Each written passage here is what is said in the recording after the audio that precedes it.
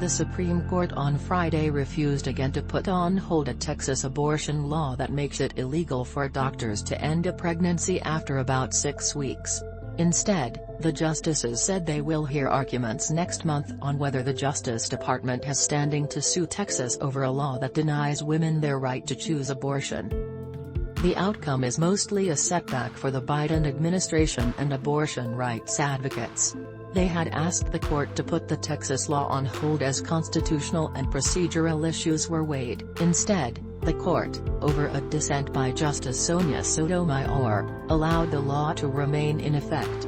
And the justices said they would weigh only the procedural issues, not the question of whether the Texas law is constitutional.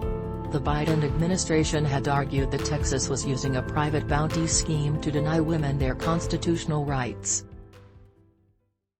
The Texas Heartbeat Act, known also as Senate Bill 8, authorizes private lawsuits against doctors who perform abortions after a fetal heartbeat can be detected, at about 6 weeks. This is the second time the court has refused to block the Texas law. On September 1, the conservative majority by a 5-4 vote allowed the Texas law to take effect, saying the case presents complex and novel procedural questions.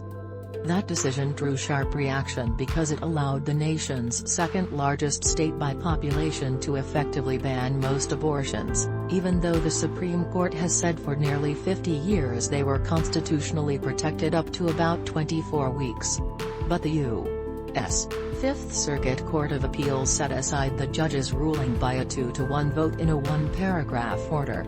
Responding quickly, the Justice Department filed an emergency appeal on October 18 urging the Supreme Court to intervene. Instead they won only a hearing on whether the U.S. government has standing to sue Texas. The court said it will hear arguments on that issue on November 1.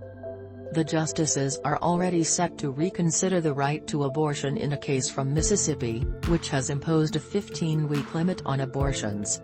The court will hear arguments on December 1 in that case, Dobbs v. Jackson Women's Health Organization.